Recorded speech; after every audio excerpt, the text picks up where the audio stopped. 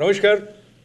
Welcome to inside tonight with Ashok Vyas. और आपका स्वागत करते हुए जब मैं स्टूडियो में बैठा हूँ जहाँ रोशनी है उन लाइट्स की जिनको लेकर यहाँ पर वातावरण थोड़ा गर्म है, पर आप सबने और हम सब ने खास करके न्यूयॉर्क न्यू जर्सी में और बॉस्टन की तरफ भी इन सभी क्षेत्रों में जो बर्फ़ का स्वागत करने का आनंद लिया है और उसके साथ साथ जो ठंड यहाँ बढ़ती गई है, that adds beauty and Joy on the one hand and it is very very dangerous on the other hand. बात जब बर्फ़ की चल पड़ी है तो याद करें, अब ऐसा होने लगा है कि अगर आप घर में बहुत जल्दी उठ जाते हैं, एक युग ऐसा था जब जल्दी उठते थे तो आपको चिड़ियों की चहचहाहट सुनाई देती थी। इनफैक्ट बहुत सारे गांवों में आज भी शायद ऐसा होगा कि मुर्गे की बांग जो है वो लोगों को उठाती थी। तो मुर्गे ने अपनी तरफ से जो प्राकृतिक रूप से एक मॉर्निंग अलार्म का काम करना शुरू किया था, अब उसकी जगह हमारे सब सेल फोन्स ने ले ली है। और घर में अगर 4-5 सदस्य हैं तो सभी के पास अलग अलग सेल फोन होना ज़रूरी है। और अगर आप जल्दी उठ गए हैं तो आपको चिड़ियों की चहचहाहट सुनाई नहीं देगी, आपको किसी न किसी के मोबाइल फ़ोन पर थोड़ी थोड़ी देर में बजता हुआ कोई अलार्म सुनाई दे सकता है। ख़ास करके अगर घर में किसी की जल्दी उठने की आदत हो और जल्दी उठकर कोई प्राणायाम करने बैठ जाए, and when you are breathing in breathing out, inhale exhale कर रहे हैं या मेडिटेशन करने की कोशिश कर रहे हैं, देन आपकी जो सुनने की शक्ति है वो और ज़्यादा बढ़ जाती है। तो आपको फिर वही सब बातें सुनाई देने लगती हैं जो आप सुनना नहीं चाहते हैं। बहरहाल उससे निकलते हुए जब आज आपने अपनी गाड़ियों की तरफ रुख किया होगा, जैसे कि मैंने भी किया, तो बर्फ़ हटाने की जो प्रक्रिया है उसमें जो थोड़ी बहुत एक्सरसाइज होती है, उस वक्त जब आप बाहर हैं, बर्फ़ के बीच में हैं, टेम्परेचर डाउन है, तो हाथों में ग्लव्स पहने हुए होने के बावजूद ऐसा लगने लगता है कि जैसे उंगलियां पिघल रही हैं। और मुस्कुराते हुए कहीं आपको पुरानी फिल्म शोले के गब्बर सिंह का डायलॉग याद आता है, जैसे ठंड आपसे ये कह रही हो कि अपनी उंगलियां मुझे दे दे ठाकुर, और आप कहते हैं कि नहीं, और फिर अपनी गाड़ी में जाकर बैठ जाते हैं। बहरहाल दिन की शुरुआत जब हो चलती है तो आपको याद आती हैं वो सारी बातें जो आपके आसपास हो रही हैं, और वो बातें भी जो खास करके हम इनसाइड टुनाइट में भारत की राजनीतिक गलियारे पर दृष्टि डालते हुए जिन पर हम चर्चा करते हैं। और ये सप्ताह खास रहा भारतीय राजनीति के लिए। It was very unusual, strange, and something which is unprecedented. Of course, rise and establishment of Aam Aadmi Party is quite a unique event in the history of Indian politics. But I never came across any chief minister of any state sitting on dharna. उससे ऐसा लगता है कि the role of a protester is so dear to Arvind Kejriwal and other ministers that they don't want to leave, they don't want to work in a different fashion. That was the impression which was discussed by media, and many people found it very interestingly awkward that chief minister, rather than trying to resolve issues by dialogue with the home minister related to who has the control of police force and how to govern Delhi, बाकायदा काफ़ी सारे लोग, और विशेष करके जब भारत में दिल्ली के उन रास्तों पर रिपब्लिक डे मनाए जाने की तैयारियां शुरू हो चुकी हैं, तब इस तरह की स्थिति, and then some comments which were not very decent about Indian Republic Day celebration were received with some bad taste by many people. So today in our show we are going to be joining by a poet, a computer programmer, and also she supports Aam Aadmi Party's ways of working, or the spirit with which Aam Aadmi Party has arrived on the surface. और अर्चना पांडा हमें join करेंगी California से, और उसके बाद phone पर हमारे साथ होंगे डॉक्टर नरेंद्र कुकड़, जो वैसे तो इंडिपेंडेंट है but his thinking is more towards supporting Modi as the next Prime Minister.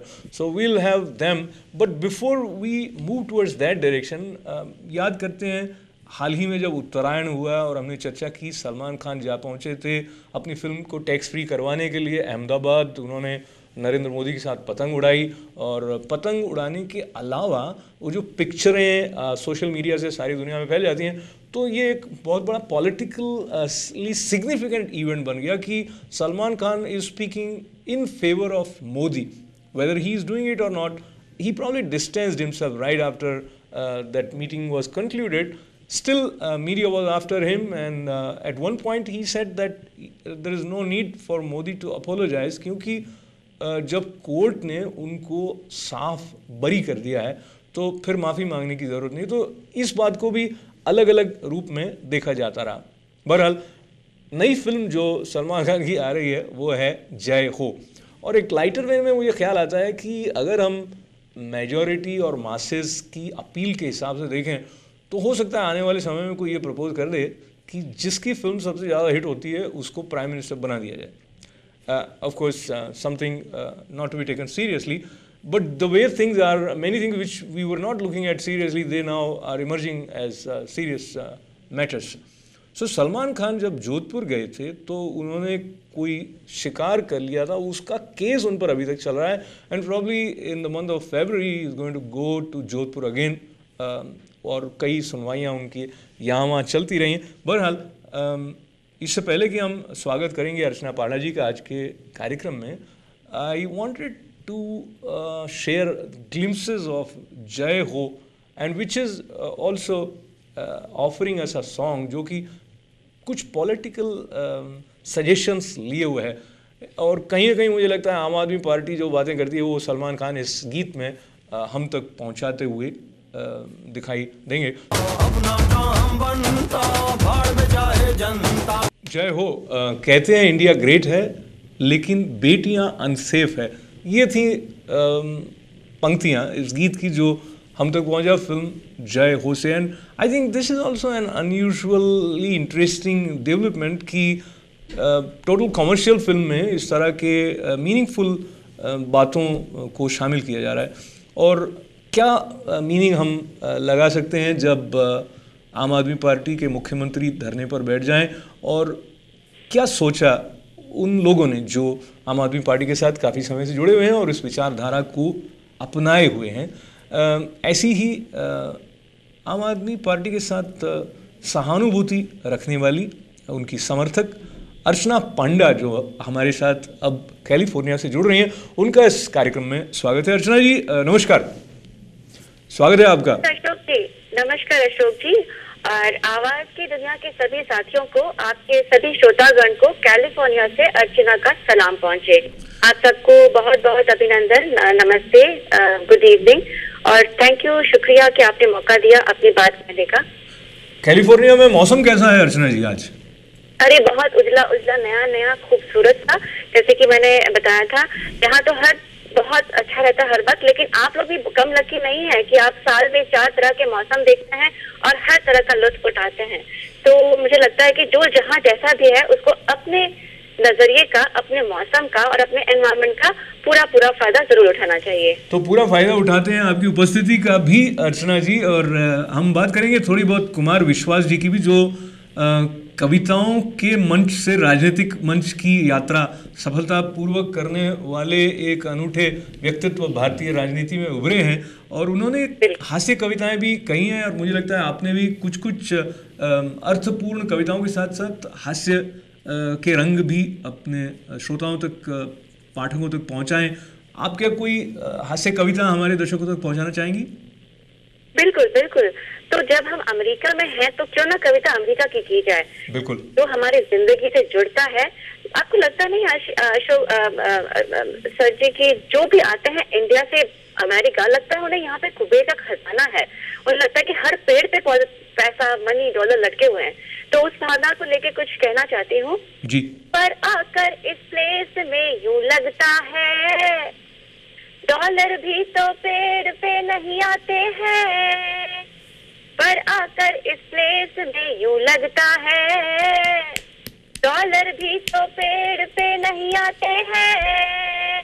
घर तन्हा है, जीवन सूना फिर भी रे वाह। दुख दुख में हम किस किस से मिल पाते हैं, महंगा डे केयर है, 0 पे शेयर है, कटे आधी तनख्वाह टैक्स में लगता नहीं फेयर है। बैक होम सब बोले तुम लाखों में डोलो, सच्चाई हम जाने तुम हमसे ना बोलो। हाँ देखो इंडिया से फिर इंडिया से नई मांग आई रे, कोई इंडिया से जब आए तो वो यही सोच कर आए। अच्छा कि मेरी कविता अमृत पे आधारित होती है, लेकिन मैंने ये देखा है कि हमने यहाँ पर अपने ही बलबूते पर हंसना गाना सीख लिया है। तो इसका अगला चरण कुछ ऐसा है जी। पर जीवन तो फिर भी चलता रहता है, हमने यहीं पर हंसना गाना सीखा है, बिना किसी बैसाखी के खुद ही चलना। अब तो अपना देश ही अमेरिका है, उस माँ ने जन्म दिया, इस माँ ने पाला है, तो इस माँ का दर्जा उस माँ से आला है। ऐ मेरे वतन के लोगों ये बात जान लो, हाँ ऊंचा रखना निज स्वाभिमान, तुम जग में रहो जहाँ। हाँ देखो पूरब से आई कैसी पूरब से आई पुरवाई रे, कोई इंडिया से जब आए तो वो यही सोच कर आए।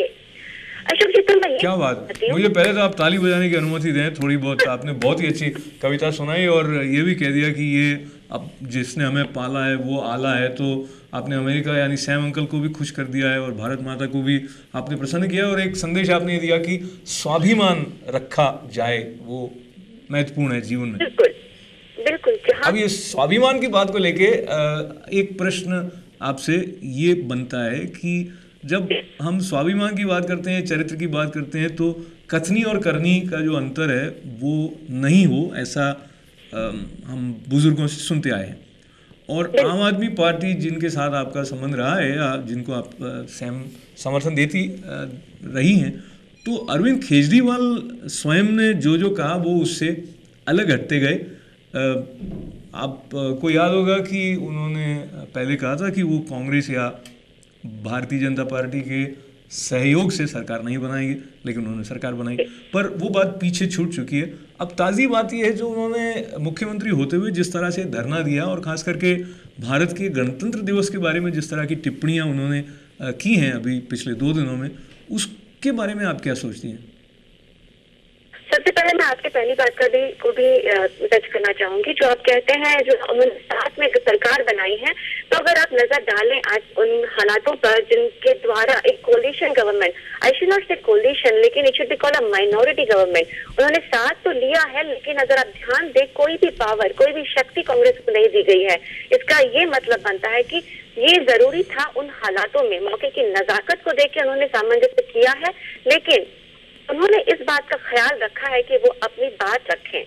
अगर आप देखें तो it's a minority government by Congress with no power, तो ये एक ऐसी सरकार है जो बनाना निहायत जरूरी था, वरना वापस ये देखिए, मैं बात जो कह रहा हूँ एकदम राजनीतिक बात नहीं है, पर जिसके भी सहारे से आप कहीं बैठे होते हैं तो उनके प्रति आपके मन में थोड़ी सी संवेदनशीलता होना, वो थोड़ी सी कृतज्ञता का भाव होना, एक बिल्कुल लेकिन सहमत हूँ जी, हर एक इंसान में इंसानियत का होना जरूरी है, लेकिन राजनीति, नीति और सबसे बड़ी बात है नियत जो यहाँ पे है, वो उसका देखना जरूरी है हमें। मैं सॉरी, मैं आपको फिर से इंटरप्ट कर रहा हूँ क्योंकि मुझे काफी इंटरेस्टिंग लगा। उन्होंने इंटरव्यूज में कई जगह कहा कि कांग्रेस रिग्रेट करेगी कि उन्होंने हमें समर्थन दिया है, तो मुझे लगा वो अपने बारे में इस तरह की बात कहते हुए कैसी छवि अपनी बना रहे हैं।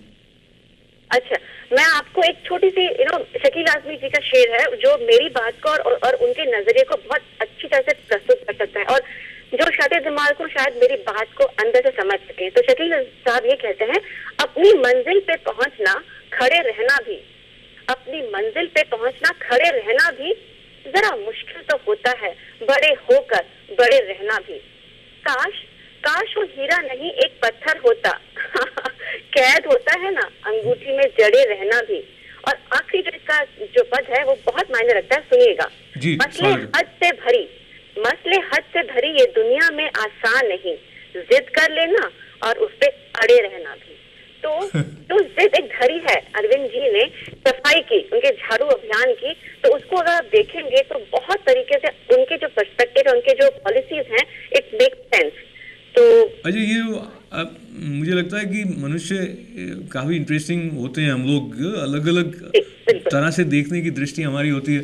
तो जो सब चीज़ें आपको सकारात्मक लगती हैं वो, अब जैसे आप प्रशांत भूषण जी के वक्तव्य और उसको लेके एक प्रकार की विवाद की स्थिति जो जम्मू कश्मीर के संबंध में उन्होंने कहा, उसके बाद में जिस तरह से कानून मंत्री के रूप में भारती जी जो कार्य कर रहे हैं, उन्होंने जैसे रेड डाल दी, उसको लेके जैसी स्थिति उत्पन्न हो गई है। So all this is very interesting, but I want you to talk to me about Kumar Vishwas also, जो एक कवि के रूप में चर्चित रहे हैं और अब एक अलग तरह के विवाद में घिरे हुए दिखाई दिए हैं।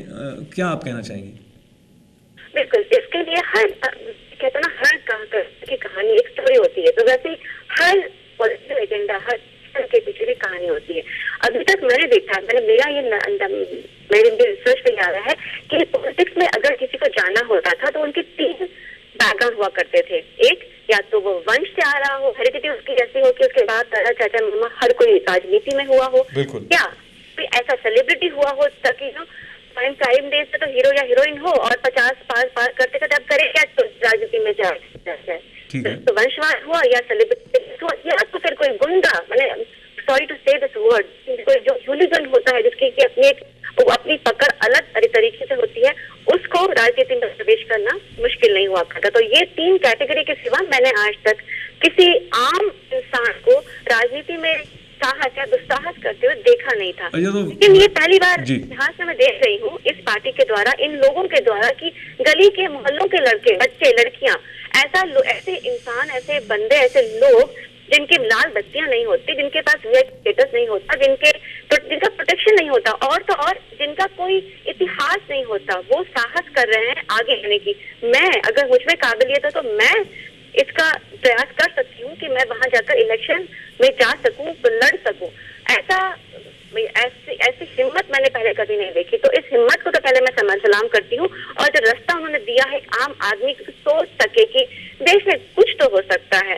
ये जो स्टेटमेंट है आसान नहीं है। इसमें ये विषय काफी लंबा है तो हम थोड़ा सा संक्षेप में रहेंगे, पर आपकी बात को लेते हुए मुझे याद आ रहा है जो एक रवैया होता है कि मैं अच्छा, मेरे पास जो है वो अच्छा, बाकी सारी दुनिया बुरी, इस तरह की दृष्टि खास करके अरविंद केजरीवाल जी के सारे वक्तव्यों से एक तरह से स्थापित सी होती दिखाई दे रही है। अर्चना जी, जैसे उन्होंने जब पहले चयन किया गया था उम्मीदवारों का, एमएलए जो बने हैं, उसमें भी उन्होंने कहा कि आपकी पार्टी में बीजेपी के भी लोग आ गए हैं, जो पहले कांग्रेस में थे वो भी आ गए हैं। तो इन्होंने कहा हाँ, वहाँ पे जो कुछ लोग अच्छे हैं वो हमारे पास आ गए।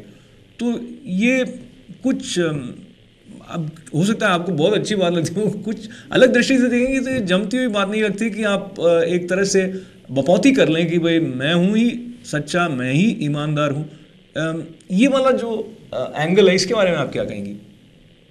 नहीं, पहली बात मैं ये कहना चाहूंगी कि जैसे जैसे आप बढ़ रहा है तो वैसे वैसे नए लोगों की गिनती भी बढ़ रही है, और ये इनके फ्लेक्सिबिलिटी, झुकने की पहचान है, और बिल्कुल सही भी है। झुकता वही है जिसमें जान होती है, अकड़ मुर्दों की पहचान होती है, बिल्कुल। तो उनकी फ्लेक्सिबिलिटी पे भी मैं, लेकिन एक यही कहना चाहूंगी कि जरा परख अगर लें, क्योंकि जो भी आए उनको ये परखना जरूरी है कि उनकी पॉलिसी, उनकी सोच, उनके पर्सपेक्टिव आपसे खाप खाते हो और मिलते हो, और देश की भलाई के बारे में वो भी सोच सकें। और मैं ये भी कहना चाहूँ, आपका दूसरा सवाल फिर से आप अगर कहें, मैं कुछ, चलिए हम आगे बढ़ते हैं थोड़ा सा और कुमार विश्वास जी की तरफ बढ़ते हैं, समय की सीमा को देखते हुए भी। तो कुमार विश्वास जी का एक तो हाल ही में नर्सेस के संबंध में जो वक्तव्य रहा, उसको लेकर विवाद रहा, और इसके अलावा यूट्यूब में काफ़ी चर्चा में एक ऐसा वीडियो है जिसमें उन्होंने नरेंद्र मोदी की प्रशंसा में बहुत अच्छी कविता कही है, और अब वो एकदम दूसरे एंगल से जब बात करते हैं तो वो उन लोगों के साथ खड़े हैं जो नरेंद्र मोदी को पहले दर्जे का चोर या भ्रष्टाचारी व्यक्ति बताते हैं। तो इस सारे दृश्य में उनके खुद उनके स्टैंड पर, उनकी क्रेडिबिलिटी पर क्या कोई क्वेश्चन मार्क नहीं लगता है? कुमार जी कवि हैं और कलाकार हैं, तो मंच पे उनके बहुत सारे परफॉर्मेंसेस होते हैं। आई थिंक ये सब मीडिया ड्रिवन होता है। ये जो आप एंगल्स देख रहे हैं, कभी उनके वीडियो कट किए जा रहे हैं, एडिट किए जा रहे हैं, और उस काफी मात्रा में प्रेजेंटेशन पे डिपेंड करता है कि आप क्या कहना चाहते हैं, आप क्या कहलवाना चाहते हैं। तो ये मीडिया स्ट्रेटेजी, मुझे लगता है कि मीडिया को अपना रोल ऐसा समझना नहीं। इसमें मैं आपको फिर से इंटरप्ट इसलिए कर रहा हूँ क्योंकि मीडिया इसमें कुछ नहीं कर सकता है। अगर कोई कविता पूरी की पूरी आपको दिखा रहा है वीडियो पे, जिसमें कि कुमार विश्वास सामने बैठे हुए नरेंद्र मोदी की सीधी सीधी तारीफ कर रहे हैं, तो ये मीडिया नहीं है, ये तो उन्होंने ही कहा है, तभी आप उसको देख पा रहे हैं ना। हाँ नहीं, मैं ये कहना चाहती हूँ कि किस कॉन्टेक्स्ट में बात कही गई, और अच्छी बात कहने में कोई बुराई भी नहीं है। जो अच्छे हैं, काम कर रहे हैं, उनकी तारीफ की जानी चाहिए, क्यों नहीं। अगर देखिए, कर्ण थे दुर्योधन के साथ, बट फिर भी वो पांडवों की तारीफ करते थे, क्योंकि जो अच्छा है, जिसमें भी अच्छाई है, उसकी प्रशंसा की जाना निहायत जरूरी है। We have to appreciate even if it's in opposition. तो मैं ये कहना चाहती हूँ कि जब भी आप कुछ मीडिया में सुने या देखें, उसको परखने की कोशिश कीजिए कि किस कॉन्टेक्स्ट में, किस वक्त, किन हालातों में वो कही गई है।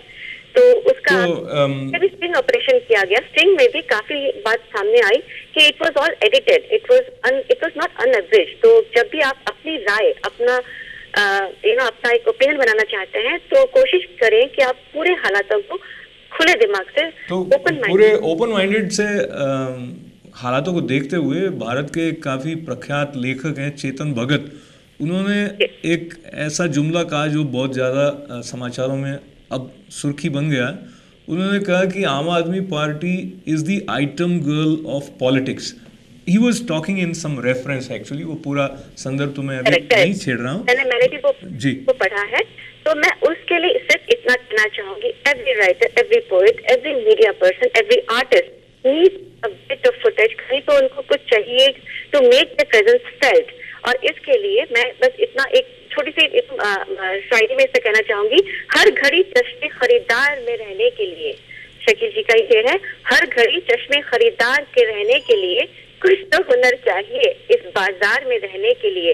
मैंने देखा है जो मर्दों की तरह रहते थे, मस्खरे बन गए हैं दरबार में रहने के लिए। अब तो बदनामी से शोहरत का वो रिश्ता है कि लोग नंगे हो जाते हैं अखबार में रहने के लिए। क्या बात है दोस्तों, बहुत ही आपने सुंदर ये रचना सुनाई है अर्चना जी, और मुझे लगता है कि शालीनता कहीं ना कहीं बनी रहे, और आपसे फिर इस बारे में और आपके रचना संसार के बारे में चर्चा करने का अवसर इनसाइट टुनाइट पर हमें मिलेगा, ऐसी आशा रखते हुए समय की सीमा को देखते हुए आपका धन्यवाद करने का समय है, पर आप 30 सेकंड में हमारे दर्शकों से कुछ कहना चाहें। जी, मैं क्यों कहना चाहती हूँ, मैं अमेरिका बहुत खुशी हैप्पी रेज है, लेकिन मैं तो जुड़ना चाहती हूँ, क्या क्यों सोची हूँ, बिकॉज मेरी कलम में कवि के रूप में इतना ही कहना चाहूंगी, मैं हूँ उन गलियों की जहाँ लोग करे बातें खोटे, शर्मिंदा हूँ उन शहरों पर जहाँ सोच अभी तक है छोटे, वहशत दहशत को पनाह देती वो दरिंदगी की स्याह भूख, मैं चिंता हूँ उस माथे की जब रात बेटी घर ना लौटे, मैं चिंता हूँ उस माथे की जब रात बेटी घर ना लौटे, मैं चिंता हूँ उस माथे की जब रात बेटी घर ना लौटे। तो धन्यवाद डॉक्टर और आप सब जिन्होंने आपने सुना, वक्त दिया। बस आप सभी विदा इसी साथ में बात में कहना चाहूंगी कि जुड़िए, क्योंकि भारत का नाता अभी टूटा नहीं है। सुबह जब आप उठते हैं तो आज भी आप प्रणाम करते हैं अपने देवी देवताओं को, हिसाब करते हैं कि डॉलर का हिसाब रुपए में कितना है, 60 है 65 है। आज भी आप किसी अच्छे काम पे मुहूर्त निकालते हैं भारत से ही। तो अगर आपको जरा सा भी प्रेम, रिश्ता, नाता है तो उस इतिहास से, उस पॉलिटिक्स से, राजनीति से जरूर जुड़िए, क्योंकि वहाँ की बात हमें जरूर किसी न किसी तरह से जोड़ेगी, अपनों से, अपनी जिंदगी से। तो अपनों से जुड़ने की बात हम तक पहुंचाती हुई अर्चना पांडा जी कैलिफोर्निया से जुड़ी थी हमारे साथ। आपका बहुत बहुत धन्यवाद, बहुत सारी शुभकामनाएं। और कार्यक्रम आगे जब गति लेता हुआ बढ़ेगा तो थोड़ी देर के लिए हम रुकेंगे एक ब्रेक के लिए, पर उसके बाद हमारे साथ होंगे डॉक्टर नरेंद्र कुकड़ और हम उनसे जानेंगे वो क्या सोचते हैं आम आदमी पार्टी ने जिस तरह से अपने को स्थापित करते हुए समस्याओं के समाधान का जो ढंग ढूंढा है उसके बारे में। एंड राहुल गांधी को प्रधानमंत्री के रूप में कांग्रेस हमारे सामने नहीं ला रही है, उस स्ट्रेटजी के बारे में वो क्या सोचते हैं। बहरहाल, and also I want to remember with you a great artist whom we lost yesterday, someone who is who was considered as a living legend, ANR Akkineni Nageshwar Rao ji. He was 90 plus, a great actor, great artist, great entrepreneur, a creative and agile thinker. So we'll have part of my conversation with him in next segment. Let's take this short break.